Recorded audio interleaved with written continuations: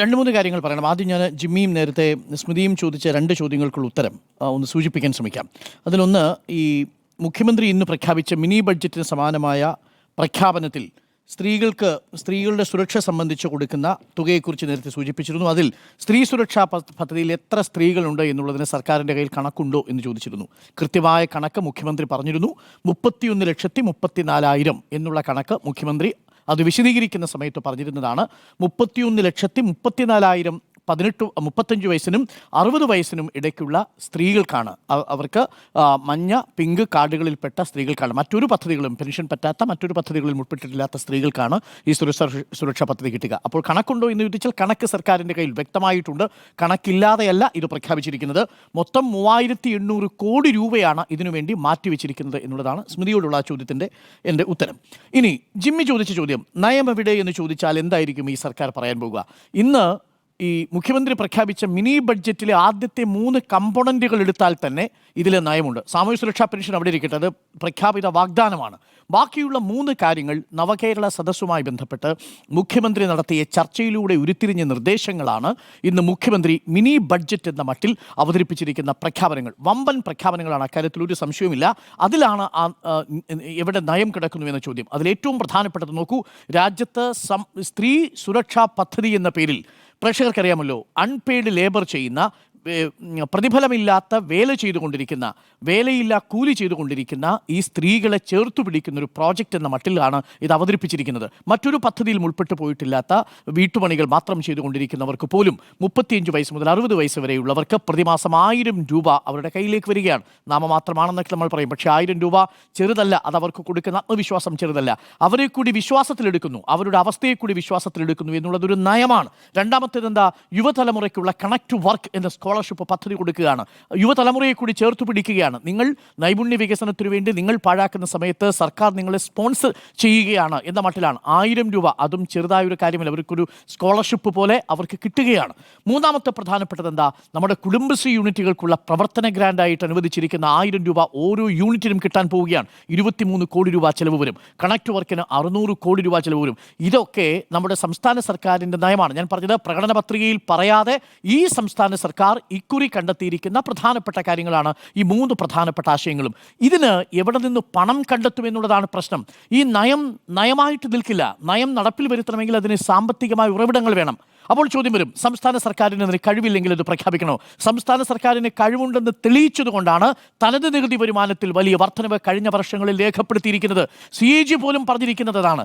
തനത് നികുതി വരുമാനത്തിൽ വർധനവ് രേഖപ്പെടുത്തിയ സംസ്ഥാനങ്ങളിൽ വളരെ പ്രധാനപ്പെട്ടതാണ് കേരളം. നോക്കൂ, കടമെടുപ്പിൻ്റെ കാര്യത്തിലാണെങ്കിലും ശരി, അതിൻ്റെ തുക കുറച്ചുകൊണ്ടുവന്ന 5 സംസ്ഥാനങ്ങളിൽ കേരളമുണ്ട് എന്നുള്ളതാണ്. നമ്മളുടെ സാമ്പത്തികമായിട്ടുള്ള പ്രകടനം കഴിഞ്ഞ 5 വർഷം മോശമായിരുന്നില്ല. എന്നാൽ പ്രിയപ്പെട്ട പ്രേക്ഷകർ ഇത് ശ്രദ്ധിച്ചു കേൾക്കണം, ഇത് യഥാർത്ഥത്തിൽ CPIയോ തമ്മിലുള്ളൊരു തർക്കത്തിൻ്റെ വിഷയമല്ല. ഈ വിഷയത്തിൽ CPIക്കാണോ അന്തിമ വിജയം എന്ന് ചോദിച്ചാൽ സാങ്കേതികമായി നമുക്ക് പറയാം ബിനോയ് വിശ്വത്തിൻ്റെതാണ് ചിരി, CPIയുടേതാണ് വിജയം എന്ന് പറയാം. പക്ഷേ യഥാർത്ഥത്തിൽ ഇതിൽ സംഭവിച്ചിരിക്കുന്നൊരു പരാജയമുണ്ട്. ഇത് കേവലം CPM തർക്കം എന്ന മട്ടിൽ ഒരു കൂട്ടുത്തരവാദിത്വത്തിൻ്റെ സാങ്കേതികത്വത്തിലേക്ക് അതിനെ വഴിതിരിച്ചു വിട്ടപ്പോൾ യഥാർത്ഥത്തിൽ കേരളം ചർച്ച ചെയ്യാതെ പോയൊരു വളരെ പ്രധാനപ്പെട്ട കാര്യമുണ്ട്. കേന്ദ്ര സർക്കാർ എങ്ങനെയാണ് കേന്ദ്രാവിഷ്കൃത പദ്ധതികളിലൂടെ നമ്മളെ ഞെരുക്കുന്നത്? ഈ നയങ്ങൾ നടപ്പിൽ വരുത്താൻ ആവശ്യമായ സാമ്പത്തിക സ്രോതസ് കിട്ടുന്നത് എങ്ങനെയാണ്? നമുക്കെല്ലാവർക്കും അറിയാം, സംസ്ഥാനത്തിനത് കിട്ടാനുള്ള 2 വഴികളേ ഉള്ളൂ. ഒന്ന്, തനത് നികുതി വരുമാനം ഉയർത്തുക, അതല്ലെങ്കിൽ യൂണിയൻ ട്രാൻസ്ഫർ വഴി കേന്ദ്രം സംസ്ഥാനങ്ങൾക്ക് ധനവിതരണം നടത്തുന്നത് സുഗമമാക്കുക, അത് നീതിയുക്തമാക്കുക എന്നുള്ളതാണ്. അപ്പോൾ യൂണിയൻ ട്രാൻസ്ഫർ വഴി നമുക്ക് ലഭിക്കേണ്ട തുക, തനത് നികുതി വരുമാനത്തിൻ്റെ കാര്യത്തിൽ മെച്ചപ്പെട്ട നിലയിലാണ് കേരളം, മെച്ചപ്പെടുത്തിയിട്ടുണ്ട് കേരളം, അത് വസ്തുതയാണ്. രണ്ടാമത്തത് യൂണിയൻ ട്രാൻസ്ഫറിൻ്റെ കാര്യത്തിലാണ്. യൂണിയൻ ട്രാൻസ്ഫർ എങ്ങനെയാണ് നമുക്ക് ലഭിക്കുന്നത്?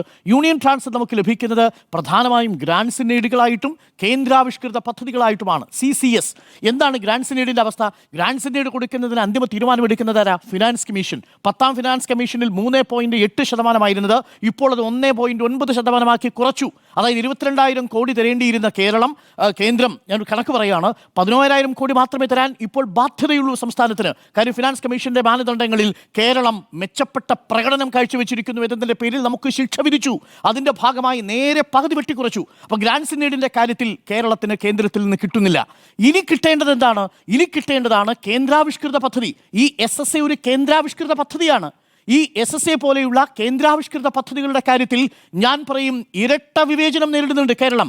അതാണ് യഥാർത്ഥത്തിൽ CPI മനസ്സിലാക്കേണ്ടിയിരുന്നതും. ഈ വിഷയത്തിൽ CPIക്കുള്ള ആത്മാർത്ഥത യഥാർത്ഥത്തിൽ ഈ വിഷയം ചർച്ച ചെയ്തുകൊണ്ട് മുന്നോട്ട് പോവുകയാണ്. ഇപ്പോൾ എന്താ ഞങ്ങളെ അറിയിച്ചില്ല? ശരിയാണ്, ഒരു മന്ത്രിസഭയിൽ ഒരു കൂട്ടുത്തരവാദിത്വമുള്ള CPI മന്ത്രിമാരെ അതറിയിക്കേണ്ടിയിരുന്നതിൻ്റെ പ്രതിഷേധം അറിയിക്കുന്നതിന് പകരം CPIയെ മുൾമുനയിൽ നിർത്തി ഒരു നിയമപരമായ സാധുതയുമില്ലാത്തൊരു സബ് കമ്മിറ്റി വെച്ചിരിക്കുക. ഒരു നിയമപരമായ സാധുതയും ആ സബ് കമ്മിറ്റിക്കില്ല. ഞാനത് വിശദീകരിക്കാം അവസാന ഭാഗത്ത്. അപ്പോൾ CPI യഥാർത്ഥത്തിൽ ചെയ്യേണ്ടിയിരുന്നത് ഇതിൻ്റെ രാഷ്ട്രീയം ജനങ്ങൾക്ക് ബോധ്യപ്പെടുത്തുന്ന തരത്തിൽ കമ്മ്യൂണിക്കേറ്റ് ചെയ്യണമായിരുന്നു. ഇപ്പോൾ എന്താ പ്രശ്നം? CPIക്ക് ഇടതുമുന്നണിയുടെ കൂട്ടുത്തരവാദിത്വം കുറഞ്ഞുപോയി. അതല്ല ഇവിടുത്തെ വിഷയം. നയപരമായ കാര്യങ്ങൾ ഇടതുമുന്നണിക്ക് നടപ്പിലാക്കണമെങ്കിൽ പെൻഷൻ 2000 വർദ്ധിപ്പിച്ചത് ജനങ്ങൾക്ക് സന്തോഷകരമായ കാര്യമാണെങ്കിൽ ഇതിനുള്ള പണം കണ്ടെത്തേണ്ട വഴിയിലൊന്നാണ് കേന്ദ്രാവിഷ്കൃത പദ്ധതിക്ക് നമുക്ക് അർഹമായ വിഹിതം കിട്ടുക എന്നുള്ളത്. ഞാൻ പറഞ്ഞു, ഈ ഗ്രാൻഡ് സിൻഡിന്റെ കാര്യത്തിൽ പകുതി ഫിനാൻസ് കമ്മീഷന്റെ മാനദണ്ഡ പ്രകാരം വെട്ടിക്കുറച്ചു. കേന്ദ്രാവിഷ്കൃത പദ്ധതികളുടെ കാര്യത്തിലോ ഞെട്ടിക്കുന്ന കണക്കുകൾ നമ്മുടെ മുന്നിലുണ്ട്. ജിമ്മി, 22% ഇന്നിപ്പോൾ ഈ സർക്കാർ കൊടുക്കേണ്ട കേന്ദ്രത്തിന്റെ യൂണിയൻ ട്രാൻസ്ഫർ വഴി കൊടുക്കേണ്ടതിന് 22% എങ്ങനെയാണെന്നറിയാമോ? കേന്ദ്രാവിഷ്കൃത പദ്ധതികളായിട്ടാണ്. അങ്ങനെ കേന്ദ്രാവിഷ്കൃത പദ്ധതികളായിട്ട് കൊടുത്താൽ എന്താ കുഴപ്പമെന്നറിയാമോ? അത് കേന്ദ്രത്തിന്റെ വിവേചനത്തിന്റെ അടിസ്ഥാനത്തിലാണ്. അതാണ് ഭരണഘടനയുടെ 182 പറയുന്നത്. അതുപ്രകാരം നിങ്ങൾ കോടതി പോയി നിൽക്കൂല. അതുകൊണ്ടാണ് പഞ്ചാബിന് ഒപ്പിടാൻ ഞങ്ങൾ തയ്യാറല്ല, അല്ലെങ്കിൽ ഒപ്പിട്ടതിന് ശേഷം ഞങ്ങൾ പിന്മാറുന്നു എന്ന് അറിയിച്ചിട്ടും 2024 തിരിച്ചു പോകേണ്ടി വന്നത്. 500 കോടിയാ പഞ്ചാബിന് SSKയുടെ അന്ന് സർവശിക്ഷാഭിയാന്റെ ഭാഗമായിട്ട് പഞ്ചാബിന് കൊടുക്കാതിരുന്നത്. അങ്ങനെ പഞ്ചാബിലെ ആം ആദ്മി പാർട്ടി എന്തുകൊണ്ടാണ് ഒപ്പുവെക്കാതിരുന്നത്? കേന്ദ്രാവിഷ്കൃത പദ്ധതിയായ SSKയുടെ പണം അവർ തടഞ്ഞു വയ്ക്കുമെന്ന് സ്വപ്നത്തിൽ കരുതിയില്ല ആം ആദ്മി പാർട്ടി. അവർ പറഞ്ഞു, ഇതെന്തിനാ PMC പദ്ധതി? ഞങ്ങളുടെ നാട്ടിലുണ്ടല്ലോ സ്കൂൾ ഓഫ് ഹാപ്പിനെസ്, ഞങ്ങളുടെ നാട്ടിലുണ്ടല്ലോ സ്കൂൾ ഓഫ് എമിനൻസ്, എന്തിനാണ് ഈ പ്രൈം മിനിസ്റ്റർ ശ്രീ? അതുകൊണ്ട് ഞങ്ങൾ ഇതിൽ നിന്ന് പിന്മാറുന്നു. അങ്ങനെ പഞ്ചാബിൽ സർക്കാർ കൊണ്ടുവന്ന PMC പദ്ധതിയിൽ നിന്ന് 2023 പിന്മാറുന്നു. ഒരു വർഷം കഴിയുമ്പോഴേക്ക് 500 കോടി രൂപ സർവശിക്ഷാ അഭിയാനായിട്ട് കിട്ടേണ്ട പണം കിട്ടുന്നില്ല. പലതരം കത്തിടപാടുകൾ നടത്തുന്നു. ധർമ്മേന്ദ്ര പ്രധാൻ കൃത്യമായി പറയുന്നു, PMCയിൽ ഒപ്പുവെക്കൂ, ഞങ്ങൾ പൈസ റിലീസ് ചെയ്യാം എന്ന മട്ടിലേക്ക് കാര്യങ്ങൾ എത്തുന്നു. ആരോട് പറയും? ഏത് കോടതി ഇപ്പോൾ ചോദ്യം ചെയ്യാൻ പറ്റും? വിവേചനാധികാരമല്ലേ കേന്ദ്രത്തിൻ്റെത്? ഞാനതാ പറഞ്ഞത്, കേന്ദ്രാവിഷ്കൃത പദ്ധതികളുടെ വിവേചനാധികാരം ഉപയോഗിച്ചുകൂടി നമ്മളെ വരിഞ്ഞു മുറുക്കുന്നു എന്നുള്ളതാണ്. അത് കേരളത്തിൻ്റെ കാര്യത്തിൽ എങ്ങനെയാണെന്ന് ഞാൻ പറയാം. അപ്പോൾ പഞ്ചാബിന് മറ്റൊരു വഴിയുമില്ലാത്തത് കൊണ്ട് ഒടുവിൽ അവർ എന്ത് ചെയ്തു? 2024 അവർ പറഞ്ഞു, ഞങ്ങൾ കീഴടങ്ങുന്നു, ഞങ്ങളെടുത്ത തീരുമാനം തെറ്റാണ്. ഇപ്പോൾ എടുക്കുന്ന തീരുമാനം പോലെ, കേരളം എടുത്ത തീരുമാനം പോലെ ആം ആദ്മി പാർട്ടിയാണ് ഇന്ത്യയിൽ ഒരേ ഒരു സംസ്ഥാനം മാത്രമാണ് ഇതിൽ നിന്ന് വിട്ടുനിന്നിട്ട് വീണ്ടും ആ പദ്ധതിക്ക് കീഴടങ്ങേണ്ടി വന്നത്. കാരണം ഈ വിവേചനാധികാരം ഉള്ളിടത്തോളം കാലം സർവശിക്ഷാ അഭിയാന്റെ ഫണ്ട് കൊടുക്കാൻ ഒരു ബാധ്യതയും ഇല്ല എന്നുള്ളതാണ്. ഫണ്ട് കൊടുത്തില്ലെങ്കിലോ പാർശ്വവൽക്കരിക്കപ്പെട്ട കുട്ടികളുടെ വിദ്യാഭ്യാസം, അവരെ പഠിപ്പിക്കുന്ന അധ്യാപകരുടെ വിദ്യാഭ്യാസ ശമ്പളം, ഇതെല്ലാം കുഴഞ്ഞു മറിഞ്ഞു പോകുന്ന അവസ്ഥയാണ്. കേരളത്തിൽ ഇത് ബാധിക്കാൻ പോകുന്നത് 41,80,000 പാവപ്പെട്ട വിദ്യാർത്ഥികളെയും ഭിന്നശേഷിക്കാരായ വിദ്യാർത്ഥികളെയുമാണ്. പെൺകുട്ടികളടക്കം 47 ലക്ഷം പേരെ. അത് വേണമോ എന്നുള്ളതാണ് ചോദ്യം. CPIയോട് എനിക്കുള്ള ചോദ്യം ഇതാണ്. ഇതല്ലേ യഥാർത്ഥത്തിലുള്ള രാഷ്ട്രീയ വിഷയം? ഈ രാഷ്ട്രീയ വിഷയത്തെ മറികടക്കാൻ വേണ്ടി സംസ്ഥാനങ്ങൾ പലത് ശ്രമിക്കാറുണ്ട്. അതിൽ പഞ്ചാബ് ശ്രമിച്ചു, പരാജയപ്പെട്ടു. അതിനുശേഷം 500 കോടി വാങ്ങിയെടുക്കാൻ വേണ്ടി 223 സ്കൂളുകളിലാണ് പഞ്ചാബിൽ ഇപ്പോൾ PMC എന്ന പദ്ധതിയുമായി ബന്ധപ്പെട്ട സ്കൂൾ ബ്രാൻഡ് ചെയ്തിരിക്കുന്നത്. 2024 ശേഷം ഒരു വർഷം മാറി നിന്നപ്പോൾ 500 കോടി നഷ്ടം. ആ നഷ്ടം സഹിക്കണോ എന്നുള്ളതാണ് ഒരു പ്രധാനപ്പെട്ട ചോദ്യം. ഇനി ഞാൻ തിരിച്ചു വരാം. കേരളത്തിന്റെ കാര്യത്തിൽ ഈ കേന്ദ്രാവിഷ്കൃത പദ്ധതികൾ 22% കേന്ദ്രാവിഷ്കൃത പദ്ധതികളാണ് എന്ന് ഞാൻ പറഞ്ഞു, യൂണിയൻ ട്രാൻസ്ഫർ വഴി കിട്ടുന്നത്. അതിൽ കേരളത്തിന്റെ പോപ്പുലേഷൻ എത്രയാ? മൊത്തം നോക്കിയാൽ ഒരു 2.8% പോപ്പുലേഷൻ ഉണ്ട് കേരളത്തിൽ. അത്രയുമെങ്കിലും നമുക്ക് കിട്ടണ്ടേ വിഹിതം? കേന്ദ്രാവിഷ്കൃത പദ്ധതികളിൽ നിന്ന് ഒരു 2.8% കിട്ടുകയാണല്ലോ അതിലെ മാന്യമായിട്ടുള്ളൊരു നീതി എന്ന് പറയുന്നത്.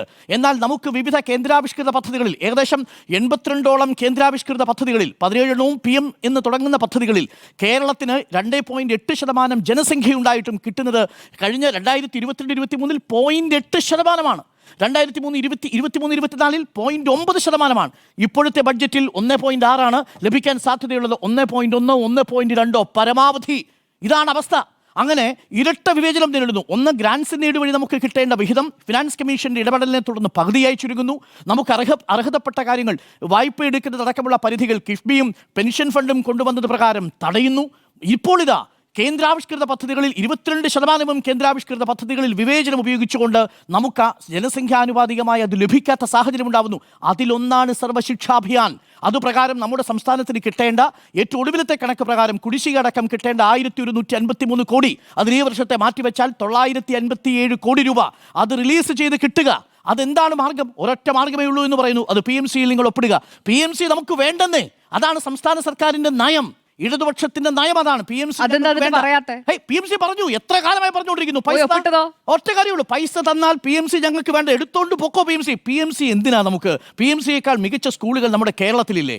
PMC വരുന്നതിന് മുമ്പ് മെച്ചപ്പെട്ട റോളിംഗ് കൊണ്ടുവന്നിട്ടില്ല. എന്താ PMC പദ്ധതിയുടെ പ്രത്യേകത? 100% എൻറോൾമെന്റ് പൂർത്തിയാക്കണം. 100%. നമ്മുടെ സ്കൂളുകൾ 100% എൻറോൾമെന്റ് പൂർത്തിയാക്കി. 99.9 കേൾക്കൂ, ഇന്റർനെറ്റ് പെനട്രേഷൻ 99.5% സർക്കാർ സ്കൂളിൽ. 8-9 മാനദണ്ഡങ്ങൾ PMC സ്കൂൾ പദ്ധതിയിലുള്ളതിൽ നമ്മൾ മുൻപിലാണ്. മറ്റു സംസ്ഥാനങ്ങളിലെ ഇതിനെ അപേക്ഷിച്ച് കേന്ദ്രീയ വിദ്യാലയങ്ങളിലെ പ്രൈം മിനിസ്റ്റർ സ്കൂൾ സങ്കല്പത്തെ അനുസരിച്ച്. പക്ഷേ ഇവിടുത്തെ എന്താ പ്രശ്നം? NEPയുടെ ഷോക്കേസ് ആയിട്ട് PMC ഞങ്ങൾക്ക് വേണ്ട, അതായിരുന്നു നിലപാട്. പക്ഷേ പ്രശ്നം എന്താ? SSKയുടെ പണം തരൂല. ഈ 971 കോടി തരാൻ മറ്റെന്തു മാർഗം സുജി? അത് പറഞ്ഞു തരൂ. സംസ്ഥാന സർക്കാർ തയ്യാറാണ്. ഇതെന്താണ് ബന്ധം? ഇതാണ് യഥാർത്ഥത്തിൽ കേരളം ചർച്ച ചെയ്യേണ്ടിയിരുന്ന വിഷയം. CPI ആഴത്തിൽ ഈ വിഷയം മനസ്സിലാക്കിയിരുന്നെങ്കിൽ അവസാന നിമിഷം ഈ മുഴുവനെയും നിർത്തുമായിരുന്നില്ല എന്നാണ് മനസ്സിലാക്കേണ്ടത്. ഇത് ഞാൻ പറഞ്ഞതിൻ്റെ കാരണം, ഇതിപ്പോൾ ഈ പ്രശ്നം സെറ്റിലായിട്ടില്ല. ഞാനിപ്പോഴും പറയുന്നു, ഈ പ്രശ്നം സെറ്റിലായിട്ടില്ല. എന്താ പ്രശ്നം? 971 കോടി കിട്ടുമോ? ഞാൻ പറയുന്നു, BJP സർക്കാർ ഇപ്പോൾ 971 കോടി റിലീസ് ചെയ്യാൻ സാധ്യതയില്ല എന്നാണ്. അത് 971 കോടി റിലീസ് ചെയ്താൽ BJP സർക്കാരിനെ സംബന്ധിച്ച് അത് ഒരുപക്ഷെ ഇന്ത്യയുടെ ചരിത്രത്തിൽ ആദ്യമായിട്ടായിരിക്കും PMC പദ്ധതിയിൽ ഒപ്പിടാതെ അല്ലെങ്കിൽ ഒപ്പിട്ടിട്ടും പിന്മാറി നിൽക്കുന്ന ഒരു സർക്കാരിന്റെ 971 കോടി റിലീസ് ചെയ്തിരിക്കുന്നത്. പിന്മാറിയിട്ടില്ല. നോക്കൂ, ഫ്രീസ് ചെയ്യാൻ തീരുമാനിച്ചു എന്ന് പറഞ്ഞാൽ ഇനി സർക്കാർ ചെയ്യുമോ എന്നുള്ളതാണ് ചോദ്യം. തമിഴ്നാടും പശ്ചിമ ബംഗാളും അവിടെയാണ്. തമിഴ്നാട് പശ്ചിമ ബംഗാൾ 2251 കോടിയുണ്ട് തമിഴ്നാടിന്, 1000 കോടിയുണ്ട് വെസ്റ്റ് ബംഗാളിന്. റിലീസ് ചെയ്യാൻ പറ്റൂല. അപ്പോൾ റിലീസ് ചെയ്യാൻ പറ്റൂല. ഇതാണ് പ്രശ്നം സാർ. ഇതിപ്പോൾ CPI എടുത്ത നിലപാട് കൊണ്ട് എന്താ ആത്യന്തികമായി നഷ്ടം സംഭവിച്ചിരിക്കുന്നത്? 971 കോടി രൂപ നമ്മളുടെ സർവശിക്ഷാ അഭിയാനിലെ വിദ്യാർത്ഥികളെ പഠിപ്പിക്കുന്ന അധ്യാപകർക്കുള്ള ശമ്പളമായി, അവരുടെ യൂണിഫോമിനുള്ള പണം, അവരുടെ പാഠപുസ്തകങ്ങൾക്കുള്ള പണം, പെൺകുട്ടികളുടെ ഗ്രാൻസിനുള്ള പണം ഇല്ലാതായിരിക്കുന്നു. 971 കോടി രൂപ കിട്ടാനുള്ള സാധ്യത ഇല്ലാതായിരിക്കുന്നു എന്നതാണ് ചോദ്യം. നോക്കൂ, ആ ട്രാൻസ്പെറൻസിയുടെ വില കൊടുക്കേണ്ടി വരുന്നത് ഇതാണെന്ന് ഞാൻ പറഞ്ഞത്. നിങ്ങൾ പറഞ്ഞു, അത് ശരി, അത് മുഖ്യമന്ത്രി ഇന്നലെ വിളിച്ചു പറഞ്ഞു. ഈ വിഷയം നമ്മൾ തിടുക്കപ്പെട്ട് നടപ്പാക്കാൻ പോകുന്നില്ല. ഈ പദ്ധതി PM പോർട്ടൽ വരുമല്ലോ. PM പോർട്ടൽ വന്നു കഴിഞ്ഞാൽ, PMC പോർട്ടൽ വന്നു കഴിഞ്ഞാൽ അപ്ലോഡ് ചെയ്യുന്ന കാര്യത്തിൽ നമുക്ക് സാവകാശം ഉണ്ടാവാം. നമുക്കിത് പരിശോധിച്ചതിന് ശേഷം തീരുമാനിക്കാം. ഒരു പടി കൂടി കടന്നു പറഞ്ഞു, ഒരു മന്ത്രിസഭാ ഉപസമിതിയെ വയ്ക്കാം. എന്നിട്ട് ഇതിനകത്ത് എവിടെയാണ് ബുദ്ധിമുട്ടുള്ളതെന്ന് നമുക്ക് നടപ്പിലാക്കുന്ന കാര്യത്തിൽ നമുക്ക് സൂപ്പർവൈസ് ചെയ്യാം. അതും CPI സമ്മതിക്കുന്നില്ല. പകരം എന്താ, കത്തയക്കണം എന്ന് പറഞ്ഞിരിക്കുന്നത്. കത്തയച്ചു എന്ന് പറഞ്ഞാൽ അർത്ഥം എന്താ? രേഖാമൂലം നിങ്ങൾ ഈ പദ്ധതിയിൽ നിന്ന് പിന്മാറാനുള്ള സന്നദ്ധത അറിയിക്കുകയാണ് ചെയ്യുന്നത് എന്ന് പറഞ്ഞാൽ അതിന്റെ അർത്ഥം എന്താ? അതാണ്. ഇല്ല, പൈസ SSK വാങ്ങിച്ചാൽ കൊടുക്കണ്ട. SSK വാങ്ങിയ നിങ്ങൾ ഈ പ്രൈം മിനിസ്റ്റർ ശ്രീ പദ്ധതിയുടെ ലിസ്റ്റ് കൊടുക്കണ്ട. SSKയുടെ കാര്യത്തിൽ അങ്ങനെയാണ്. പക്ഷേ PMCയുടെ പണം വാങ്ങിയാൽ കൊടുക്കണം. PMCയുടെ പണം എപ്പോഴാണ് കിട്ടുക? നിങ്ങൾ സ്കൂൾ ചലഞ്ചിലൂടെ സ്കൂളിനെ കണ്ടെത്തി PMC പോർട്ടലിൽ അപ്ലോഡ് ചെയ്ത് കഴിഞ്ഞ് നടപ്പിലാക്കുന്ന സമയത്ത് കിട്ടൂ. അതിപ്പോൾ കിട്ടൂല. അത് അടുത്ത അക്കാഡമിക് ഇയറിലെ കിട്ടൂ സ്മൃതി. കാര്യം നമ്മൾ അടുത്ത അക്കാഡമിക് ഇയറിൽ നടപ്പിലാക്കാൻ തന്നെ ഉദ്ദേശിച്ചിട്ടുള്ളൂ എന്നുള്ളതാണ്. ഈ പറഞ്ഞ പ്രശ്നം ലാസ്റ്റ് മൈലിലെ പ്രശ്നമാണ്. ആക്ച്വലി ക്യാബിനറ്റിൽ ആ പോയിന്റിൽ എനിക്കൊരു വിയോജിപ്പുമില്ല. പക്ഷേ അത് എവിടം വരെ ആകണമായിരുന്നു എന്നുള്ളതാണ്. നമ്മൾ ഒരുമിച്ചല്ലേ ചർച്ച ചെയ്തത്, നമ്മൾ ഒരുമിച്ചല്ലേ പറഞ്ഞത്. CPIക്ക് നേരിട്ട് അവഹേളനമാണ്. പക്ഷെ അവഹേളനത്തിന് വില കൊടുക്കേണ്ടി വരുന്നത് കേരളത്തിലെ വിദ്യാഭ്യാസ മേഖലയാണ്. അതിൽ ഏറ്റവും നന്നായി പ്രവർത്തിച്ചു കൊണ്ടിരിക്കുന്ന ഒരു വിദ്യാഭ്യാസ മേഖല, മാതൃകാപരമായി പ്രവർത്തിച്ചു കൊണ്ടിരിക്കുന്ന വിദ്യാഭ്യാസ മേഖലയിലാണ് ഇത് സംഭവിച്ചിരിക്കുന്നത് എന്നുള്ളതാണ്. ഒരു കാര്യം കൂടി പറഞ്ഞ് അവസാനിപ്പിക്കാം. അതാണ് ഇതിന്റെ സാങ്കേതിക പ്രശ്നം. ഇതിനകത്ത് വളരെ കൃത്യമായി തന്നെ പറയുന്നുണ്ട്, ഇത് വൈൻഡ് അപ്പ് ചെയ്യാൻ സംസ്ഥാന സർക്കാർ വിചാരിച്ചാൽ നടക്കൂല. അത് K. സുരേന്ദ്രൻ പറഞ്ഞത് വളരെ കറക്റ്റാണ്. വളരെ കൃത്യമായി എഴുതി വെച്ചിട്ടുണ്ട്. MOUയിൽ എഴുതി വെച്ചിട്ടുണ്ട്. അത് കേന്ദ്ര വിദ്യാഭ്യാസ മന്ത്രാലയവും കേന്ദ്ര സ്കൂൾ വിദ്യാഭ്യാസ വകുപ്പും മാത്രമാണ് ഇതിൽ ഏതെങ്കിലും തരത്തിൽ ടെർമിനേഷനുള്ള അധികാരമുള്ളത്. സംസ്ഥാന സർക്കാർ വിചാരിച്ചത് ഒരു കാര്യം ചെയ്യാൻ പറ്റും. സംസ്ഥാന സർക്കാർ ഇത് അപ്ലോഡ് ചെയ്തില്ലെങ്കിൽ നടക്കൂല, അത്രേ ഉള്ളൂ. പഞ്ചാബിൽ ഇത് മാത്രമല്ല, അവരിത് നടപ്പിലാക്കേണ്ടത് തീരുമാനിച്ചു, ഒഫീഷ്യലി ഡിക്ലെയർ ചെയ്തു. ഇവിടെ ഇപ്പോൾ തീരുമാനിച്ചിരിക്കുന്നത് എന്താ? താത്വികമായ ഒരു മരവിപ്പിക്കൽ അവസ്ഥയിലെത്തിക്കും. മരവിപ്പിക്കലിന്റെ അവസ്ഥയില്ല.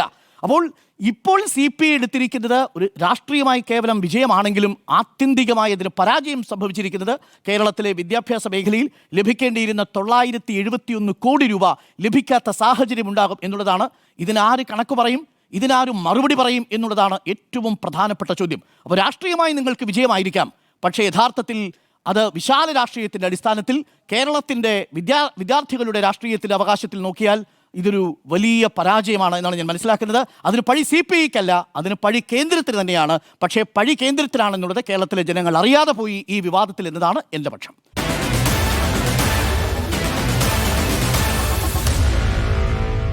Meet the editors.